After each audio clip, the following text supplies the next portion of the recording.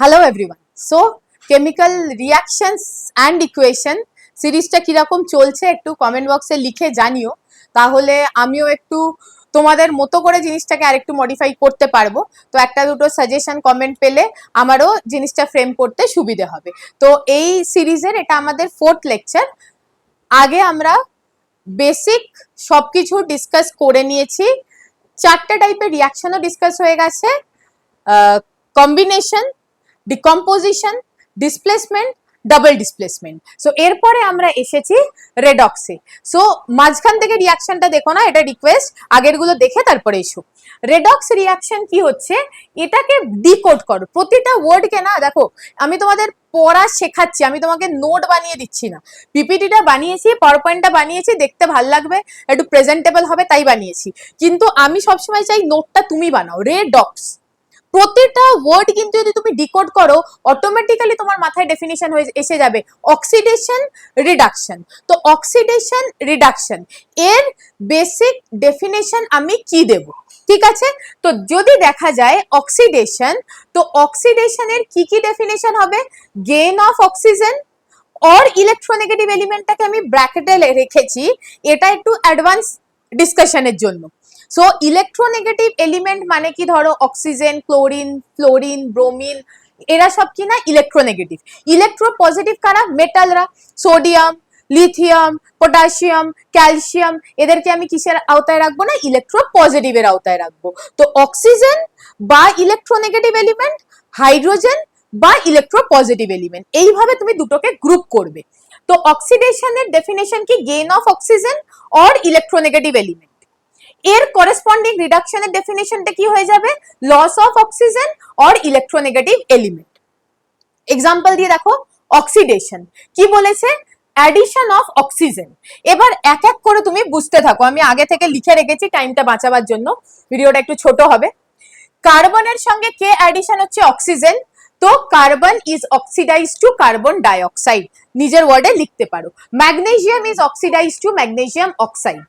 Phosphorus P4 solid is oxidise to phosphorus pentoxide, 5 তাই জন্য penta, phosphorus pentoxide. Hydrogen is oxidise to water. Copper is oxidized to copper oxide. Carbon monoxide is oxidise to carbon dioxide. তো প্রতিটা ক্ষেত্রে দেখো কি হলো না, addition of oxygen, তার মানে এরা প্রত্যেকে কি হলো? অক্সিডাইজ হয়ে করেসপন্ডিং প্রোডাক্টে কনভার্ট হয়ে গেল। একদম ক্রিস্টাল ক্লিয়ার। এবার তুমি আগে এসো, নেক্সট কি বলছে? নেক্সট বলছে removal of hydrogen. Removal of hydrogen কথাটার মানে কি? যে H2S থেকে হাইড্রোজেন বেরিয়ে কিসে চলে গেল? না সালফারে। তার মানে এই ব্যাপারটাকে আমি কি বলবো?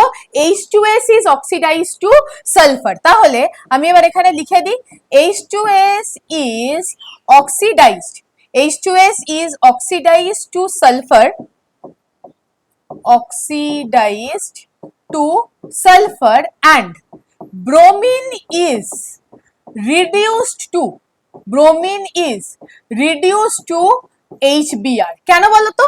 সুন্দর করে দেখো কি এখানে কি হচ্ছে? অ্যাডিশন অফ হাইড্রোজেন, এই যে addition or gain of hydrogen or electropositive element, তাকে আমি কি বলবো? রিডাকশন। কোথায় হাইড্রোজেন অ্যাড হলো? ব্রোমিনের সঙ্গে। ব্রোমিন কি হলো? রিডিউসড। H2S থেকে কি হলো? H2 বেরিয়ে গেল, কোথায় লিখেছি? Loss of hydrogen. Loss of hydrogen is oxidation. তাহলে H2S কি হলো? অক্সিডাইজড। আরেকবার বলো, H2S কি হলো? অক্সিডাইজড। ব্রোমিন কি হলো? রিডিউসড। এবার বাকি দুটো তুমি নিজে ট্রাই করো। HCl কিসে চলে গেল? Cl এ। তার মানে এই পার্টটাকে আমি কি বলবো? এই পার্টটাকে আমি কি বলবো? না রিমুভাল অফ হাইড্রোজেন। তো রিমুভাল অফ হাইড্রোজেন, তার মানে আমি কি বলবো? HCl is oxidized to, HCl is oxidized to chlorine, HCl is oxidized to chlorine gas, ঠিক আছে? তার মানে এইখানে নেক্সট রিঅ্যাকশন এসো, H2S। H2S থেকে কি হলো? হাইড্রোজেন বেরিয়ে গেল, তার মানে আমি अगेन কি বলবো? H2S is oxidized to sulfur, because আমি এখানে কি নিয়ে ডিসকাস করছি? রিমুভাল অফ হাইড্রোজেন নিয়ে। খুব ঠান্ডা মাথায়, এটা কিন্তু নিজে রিয়েলাইজ করার জায়গা, অতটাও সোজা নয়।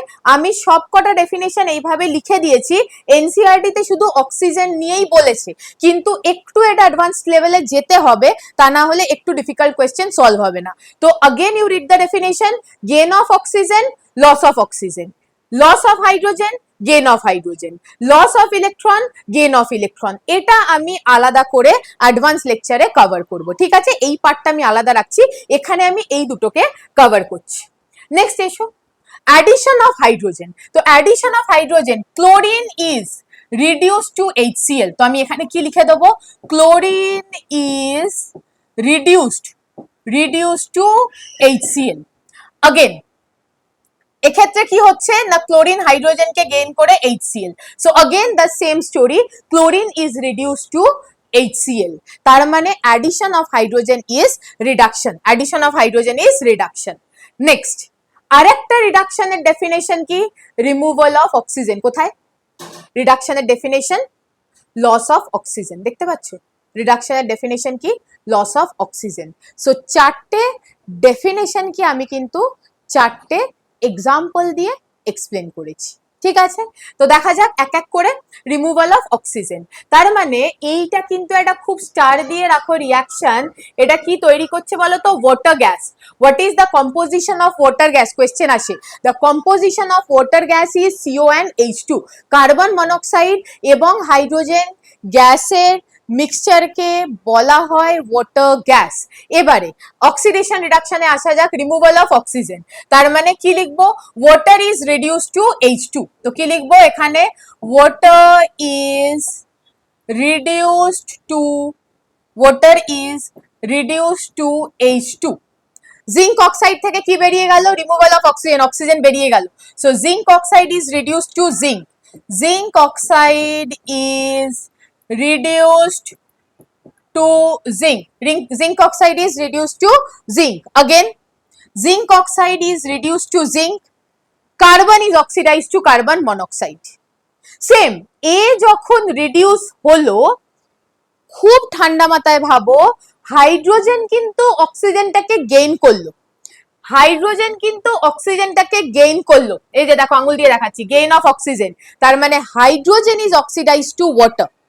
যেটা কি লিখলাম, zinc is reduced, zinc oxide is reduced to zinc, hydrogen is oxidised to water. Zinc oxide is reduced to zinc, carbon is oxidised to carbon monoxide. Gain of oxygen and loss of অক্সিজেনের story চলছে। Next copper oxide থেকে কি গেল, copper, তার মানে আমি এখানে কি বলবো, যে copper oxide is reduced to copper.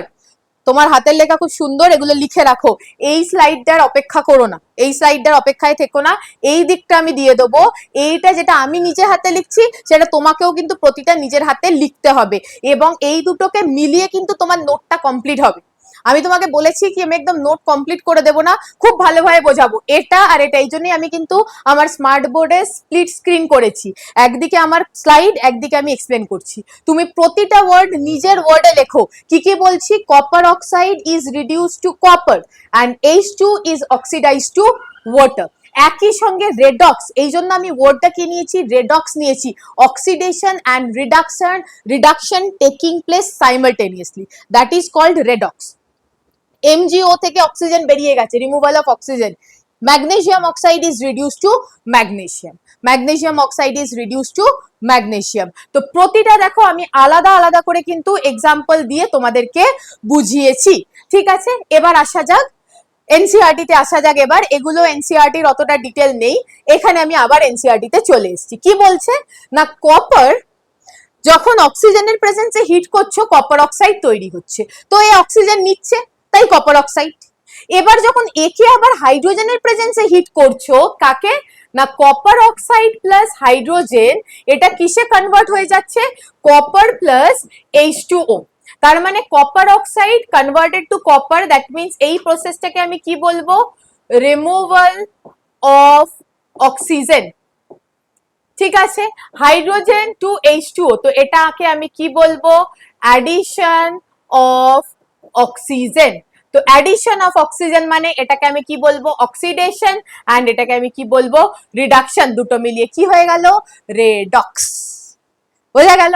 তার মানে removal of oxygen redox. তো ওভারঅল রিয়াকশনটাকে আমি কি বলবো? Redox reaction. কিতনা কি সুন্দর লাগে না? দারুণ জিনিস কিন্তু। হয়ে গেল। তো এইখানে দেখো এই যে বুঝিয়ে দিয়েছে, এটা অক্সিডেশন, এটা রিডাকশন। আচ্ছা করেছে কি?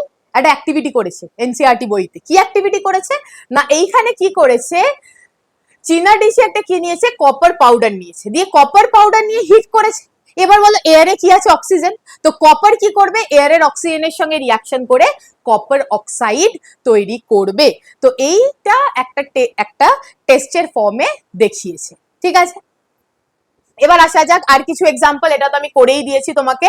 আর কিছু example, zinc oxide plus carbon, এটাও করে দিয়েছি। MnO2 plus HCl, MnCl2 H2O and Cl2। তো এখানে কি হচ্ছে, এক্ষেত্রে তুমি কি করে অক্সিডেশন রিডাকশনটাকে এক্সপ্লেন করবে চলো দেখা যাক। HCl থেকে হাইড্রোজেন বেরিয়ে গেছে, তাহলে HCl is oxidized to chlorine। কি বললাম? HCl is oxidized to chlorine and Mn is reduced to MnCl2। কেন না, Mn থেকে অক্সিজেন বেরিয়ে গেছে।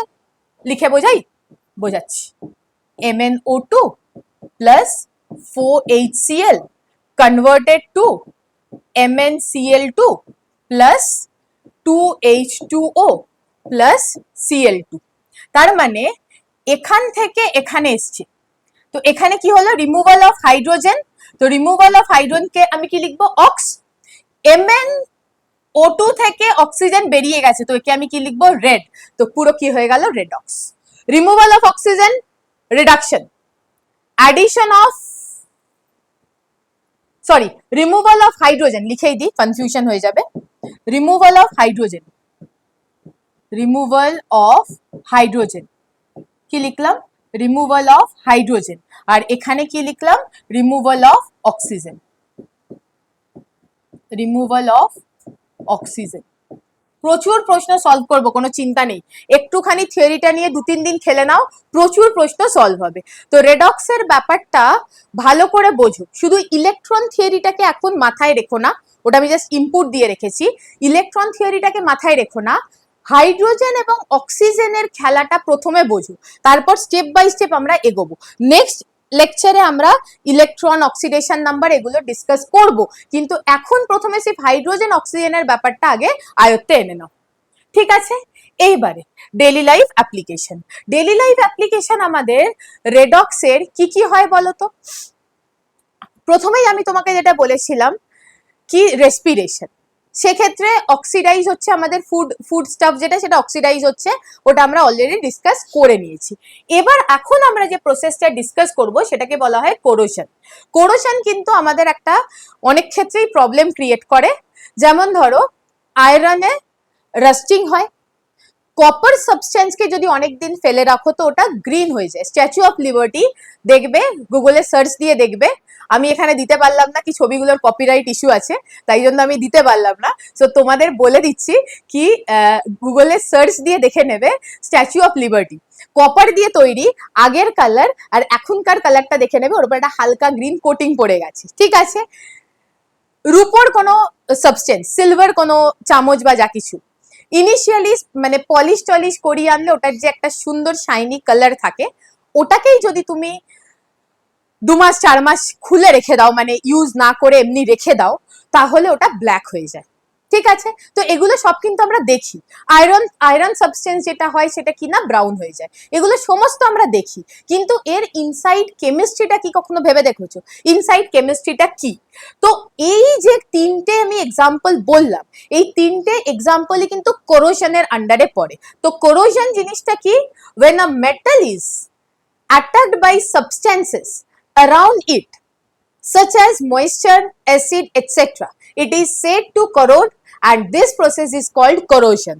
এটা হচ্ছে এনসিইআরটি ডেফিনেশন, আর এটা হচ্ছে একটা অ্যাডভান্স ডেফিনেশন যেটা আমি ফাউন্ডেশন বই, পিয়ারসনের যে ফাউন্ডেশন বই আমি ফলো করি সেখান থেকে নিয়েছি।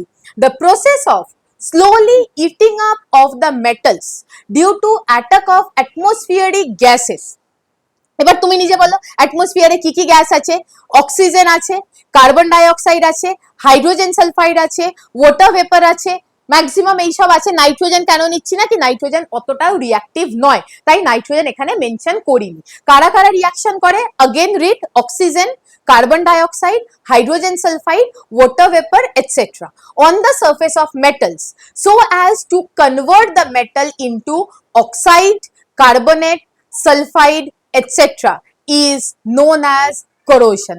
খুব ভালো করে ডেফিনেশনটা 2-3 বার পড়ো, এক একটা ওয়ার্ডকে আন্ডারলাইন করে ডিকোড করো।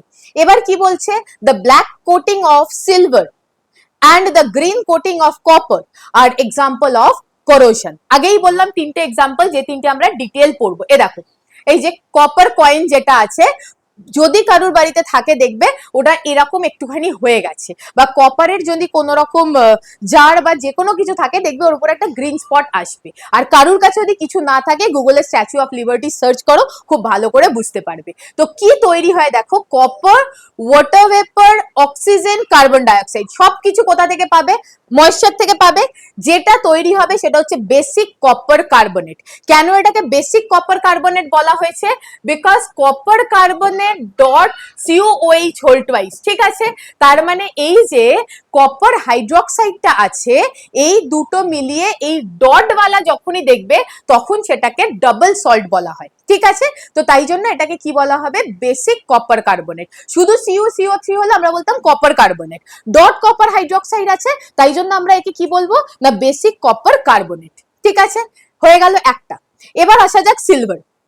Silver metal get tarnished. So এই যে টার্নিশড ব্যাপারটার মানে কি, যে ওই যে বললাম যে কালারটা দেখো চেঞ্জ হয়ে যায়। এই যে এটা একটা সিলভারের রিং দেখতে পাচ্ছ, কিছুদিন বাদে কালো হয়ে যাবে। এটা খুব কমন সিলভারের, তুমি যা কিছু মানে তোমার পায়েল হোক বা চেন হোক যা কিছু যদি রেখে দাও দেখবে ওটা কালো হয়ে গেছে। ওটা কি জন্য হয়, this is due to silver sulphide. এটা লিখে দিলাম, এটা লিখে দিলাম, due to silver sulphide, not silver oxide. এটা কিন্তু মিসকনসেপশন হয়, এটা সিলভার সালফাইডের জন্য ব্ল্যাক হয়। এই যে একটা রিয়াকশন লিখেছি, hydrogen sulphide oxygen, Ag2S water, এটা একটা রিয়াকশন আছে। আরেকটা রিয়াকশন পাওয়া যায়, সেটা হচ্ছে সিলভার প্লাস H2S, মানে অক্সিজেনটাকে কনসিডার করেনি। তো সেক্ষেত্রেও কিন্তু তোমার কি তৈরি হবে, H2S ই তৈরি হবে, সঙ্গে কি হয়ে যাবে না H2 গ্যাস।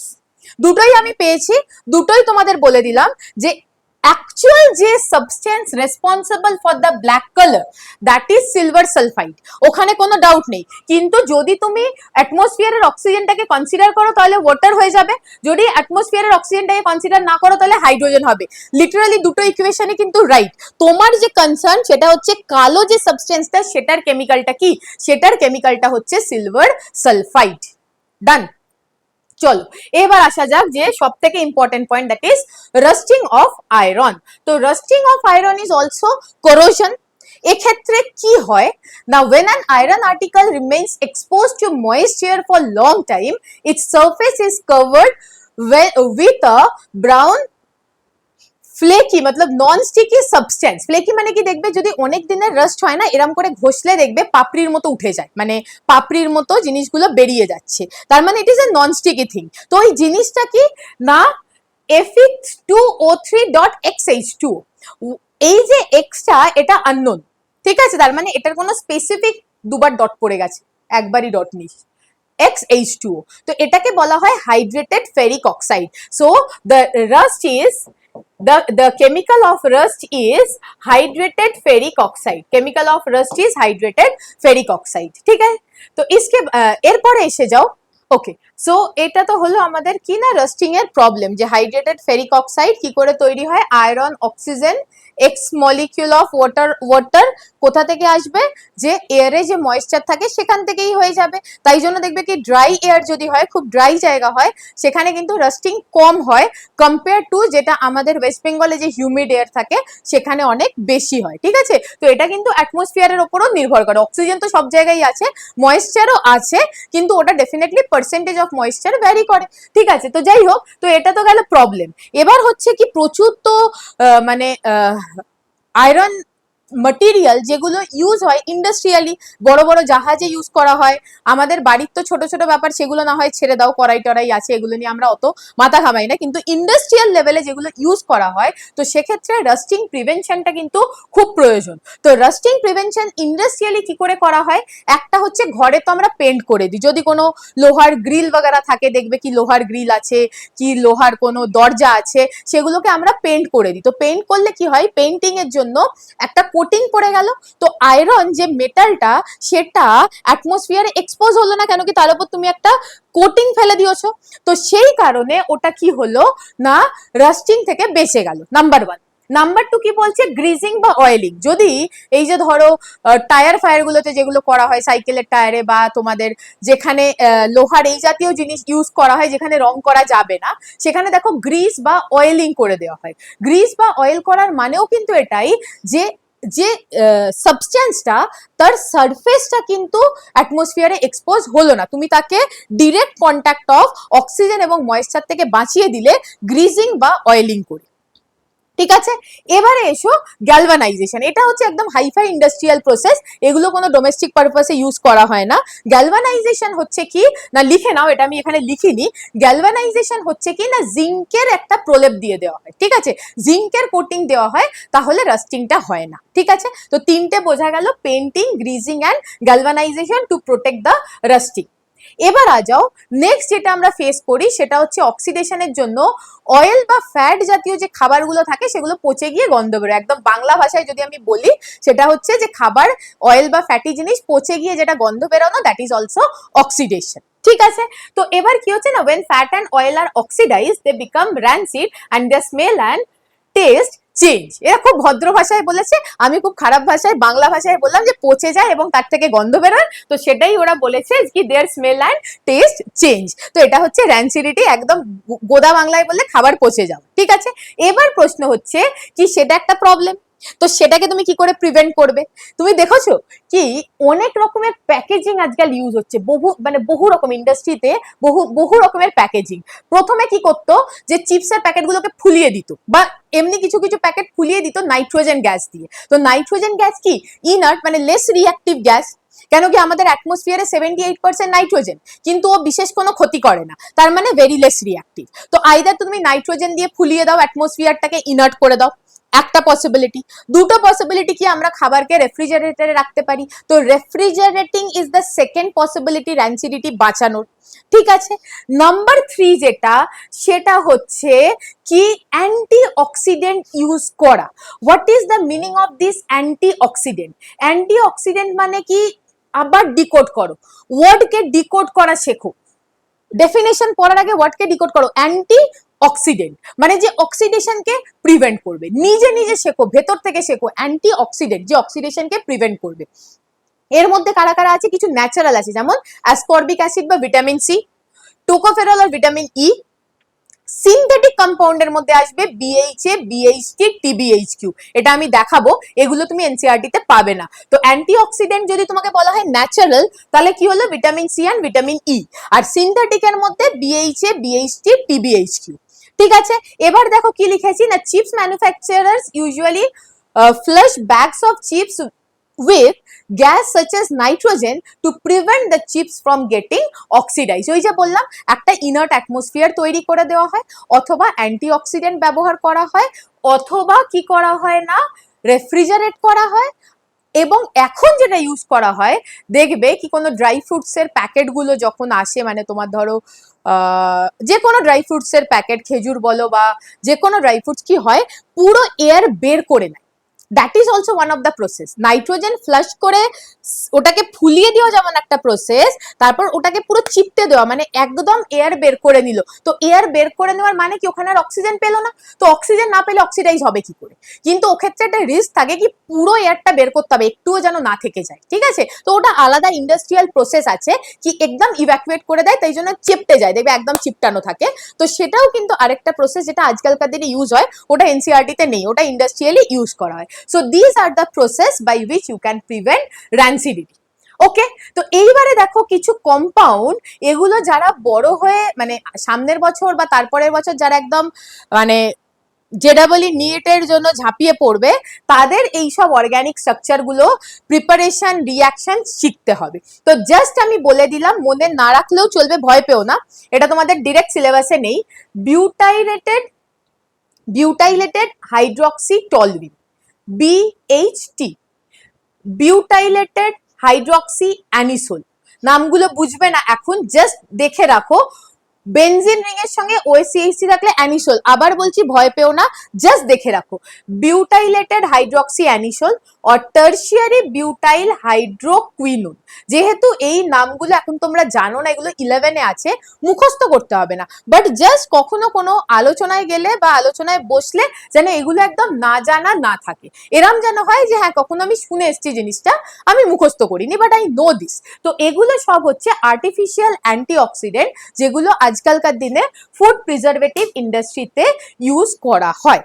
এবার তোমরা নিজেরা ভেবে দেখো এর মধ্যে সেফেস্ট অপশনটা কি, মানে সেফেস্ট অপশন র্যানসিডিটি প্রিভেন্ট করার, সেটা কি? উইদাউট এনি কেমিক্যাল, তুমি জাস্ট এয়ারটাকে বের করে দাও, মানে একদম এটাকে কি করো না ইভ্যাকুয়েট করে দাও ওই প্যাকেটটাকে, সেটা হচ্ছে বেস্ট প্রসেস। কি ওখানে কোনো এয়ার নেই, এগুলো কি কেমিক্যাল অ্যান্টিঅক্সিডেন্ট ইউজ করবে, দেখবে যখন ফুড আসে তুমি পেছনে দেখবে কি নো প্রিজারভেটিভ। তো এই জাতীয় ওয়ার্ড গুলো তোমাকে পড়ে দেখতে হবে এখন থেকে, যখন তুমি তোমার সামনে কোনো খাবার জিনিস আসবে তার ইনগ্রিডিয়েন্টস গুলো দেখবে, দেখবে কত কত কেমিক্যালস তোমার জানার মধ্যে চলে আসবে ধীরে ধীরে। ঠিক আছে, তো আমরা মোটামুটি রেডক্সটাও আজকে শেষ করে ফেললাম, অক্সিডেশন রিডাকশন এই পার্টটা করে ফেললাম। বাট একটা পার্ট আমাদের বুঝতে হবে, সেটা হচ্ছে যেটা আমি তোমাদের বলিনি, সেটা হচ্ছে oxidising and reducing agent. Oxidising and reducing agent, এটা একটু প্লিজ লিখে নাও, এটা আমি স্লাইডে অ্যাড করিনি, এটা লিখে নাও। Oxidizing and reducing agent, for example কোন একটা রিয়াকশনে যাওয়া যাক, সেখান থেকে বুঝিয়ে দিই ভালো করে। যে কোনো রিয়াকশন, এই যে ধরো এটাই নেওয়া যাক, ধরো আমাদের এনসিআরটি তে যেটা আছে ওটাই নেওয়া যাক। CuO প্লাস H2 হিট দিলে কি তৈরি হলো? Cu plus H2O। এবার একটা ব্যাপার বোঝো, এ নিজে কি হচ্ছে? রিডিউস। কেন? Removal of oxygen.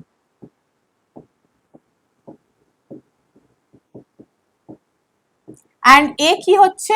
Oxidise, because addition of oxygen. ঠিক আছে, তাহলে এবার আমি লিখি রিডিউসিং এজেন্ট। রিডিউসিং এজেন্ট কি হবে? যে অন্যকে রিডিউস করবে, নিজে অক্সিডাইজ হবে, বাংলা ভাষায় লিখে রাখো। ঠিক আছে, সো রিডিউসেস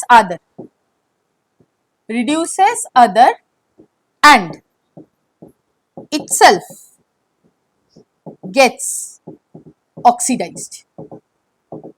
বুঝতে পারলাম? reduces other and itself gets oxidized. Similarly, oxidizing agent এর ডেফিনিশনটা কি হয়ে যাবে? oxidizing agent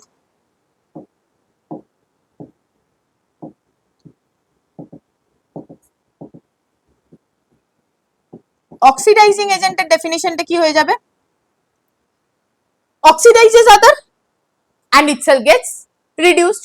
অন্যকে অক্সিডাইজ করছে, সেই তো অক্সিডাইজিং এজেন্ট হবে, অন্যকে অক্সিডাইজ করছে, তার মানে কি লিখবো?